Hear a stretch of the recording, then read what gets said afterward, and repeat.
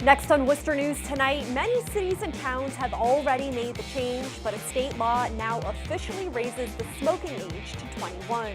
Plus, a Princeton teen is seriously injured. Firefighters say he fell more than 30 feet down an embankment.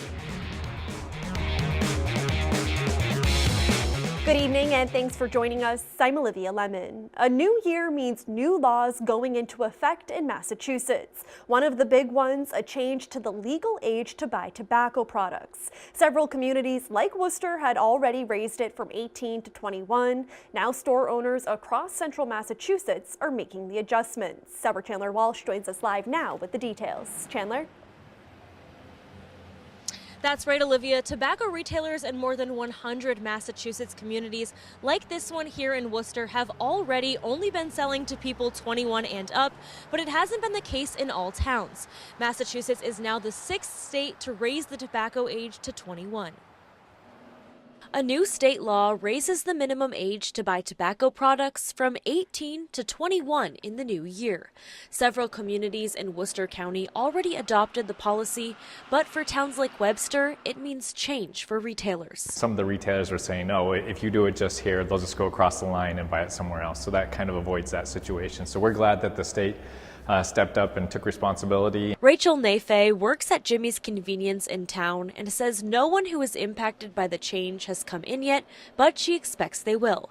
She says the shop is checking IDs with the new law in mind. They ask for cigarette or any kind of tobacco items. We ask for ID. We check their ID, what's their age, and if it's 21 and older, we sell. If it's not, we don't sell. Jimmy's is hopeful the age change won't impact sales.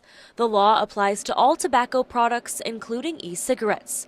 But in some towns like Webster, who didn't already raise the legal smoking age, it allows anyone who turned 18 before December 31st to still make purchases. Let's see how it would go. We just started yesterday, so we'll see. Sean Duffasey thinks raising the age means less people will pick up the habit and addiction. I think it should be 21. I think actually, and I smoke cigarettes. The town of Webster tried to make the change locally before the governor signed the bill months ago, but didn't because of pushback from retailers. Town Administrator Doug Willardson says it's a great way to protect their youth. The longer that you're not using tobacco products, the less likely you are to become addicted when you do use them. So I think it's a good win-win for the community. Now, the law also prohibits the sale of tobacco products in Massachusetts pharmacies, as well as the use of e-cigarettes in places where smoking is already banned. Live in Worcester, Chandler Walsh, Worcester News Tonight. Well, there may be a little snow on the way, and it's going to arrive right as a lot of us head into work tomorrow morning. Let's get the latest from meteorologist Pamela Gardner. The timing of this next system is going to be quite tricky. Thursday morning commute across Worcester County is going to be a little tricky as we have the snow moving in overnight and just in time for the morning drive between 5 a.m. and 9 a.m. especially. That's where we have the snow mixing with sleet at times as temperatures rise to near the freezing line. Afternoon, 40 degrees and starting to dry off. It's a quick hitting system, but the timing of it not ideal. During the morning commute for sure, it's going to be slick across Worcester County. Outside 495, we see Thursday morning 3 a.m. snapshot. All snow here across the Worcester Hills near Leominster, as well as up through southern New Hampshire. So still getting that very slushy snow accumulation around Worcester by 5 a.m. and then transitioning to a little bit of that sleet snow mix. Looks like about a dusting to 1 inch of snow accumulation, 1 to 3 inch range once you get into the higher elevations of the Worcester Hills. But all in all, enough just to make that morning commute a little troublesome. Coming up in your 10-day forecast, we have some rain and more mild temperatures on the way. And DPW crews in Holden repairing 2 separate water main breaks in town this morning, one on Putnam Road, the other on Duxbury Drive. Residents were notified they may see no or reduced water pressure or rusty water. The Highway Division helped out the Water and Sewer Division to allow for simultaneous repairs. A 23-year-old Connecticut man is charged with stabbing his girlfriend and kidnapping her 6-year-old son. The boy was found on Providence Street in Worcester early Tuesday morning. Hartford police say Edgar Maldonado was arrested in Manhattan around 5:30 this morning. Police say Maldonado is accused of stabbing his girlfriend at least 30 times in a car early New Year's Day. The 6-year-old boy was in the car during the assault. The boy was reported missing and found hours later wandering around Providence Street.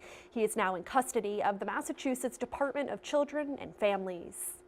A scary situation for a group of teenagers in Princeton. The fire department says they were out for a hike on New Year's Day when one of the boys fell more than 30 feet from a cliff. Our Rosalind Flaherty spoke with the fire department about the dangers of the area they were in. Rosalind? Olivia, the teenagers were in a remote area that's not safe for hikers. It took first responders more than an hour to get the victim to the hospital. A 17-year-old is lucky to be alive after falling more than 30 feet from a cliff in Princeton. It was an amazing rescue. Deputy Fire Chief Timothy Kelly says a group of teens were a half-mile deep into the woods off Hobbs Road New Year's Day when the young man slipped and fell, suffering injuries to his head and neck. The kids had to run back to a local home to make the 911 call. More than 20 first responders were needed for the rescue. Crews used ropes to get to him. The 17-year-old was then driven to an ambulance on a four-wheeler and taken to UMass Memorial Medical Center. We had to use fire line tape to mark the path because we had 3 groups of rescuers going in at different times in order to make the rescue and pull them out. Chief Kelly says the victim was speaking to the trauma team. He says the area is not safe for hikers. Very difficult to reach.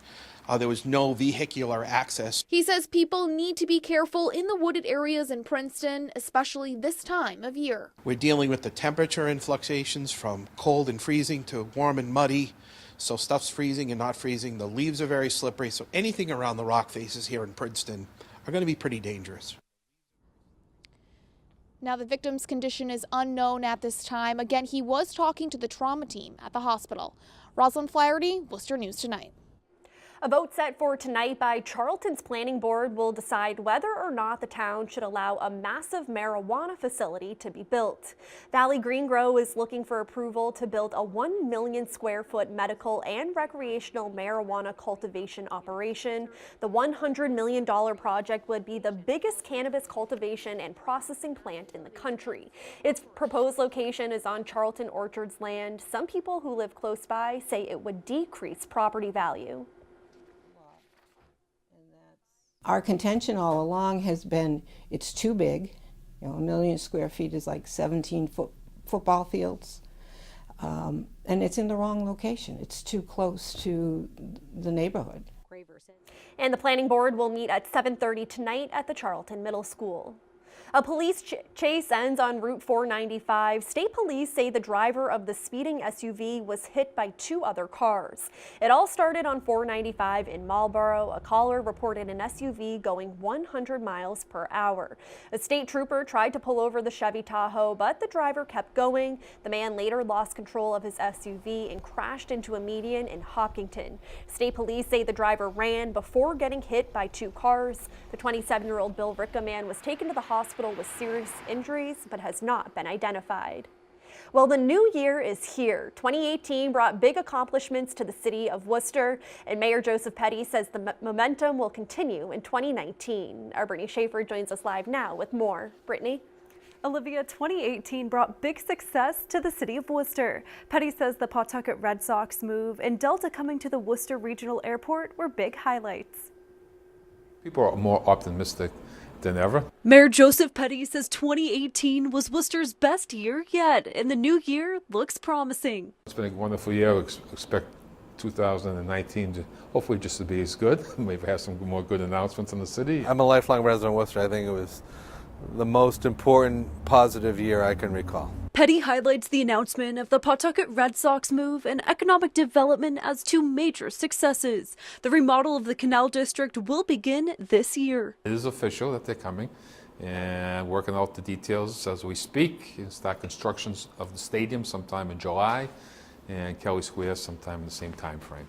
City Councilor Mo Bergman says 2018 was huge for the city. He says Worcester is an exciting area with hundreds of places to see. I think there's that type of confidence and enthusiasm for Worcester now, where people are proud to say they're from Worcester. For the first time in my life, friends that live outside of Worcester, maybe in the Metro West area, are coming to Worcester to meet us for dinner. And while 2018 was a big year, Petty says Worcester's momentum is building into 2019. We're building 2 new high schools. We got Delta going to fly out this year later on, and American Airlines started in October. And we're going to do the library over the front of the library. We're going to do a children's room. We do and make sure we get into all the business districts, the neighborhoods, and see what we can do to make it better here in the city. Now, Petty says a big focus for 2019 is improving the city's trash system, and Bergman says he wants to focus on updating the WRTA to get more people riding the buses. Brittany Schaefer, Worcester News Tonight.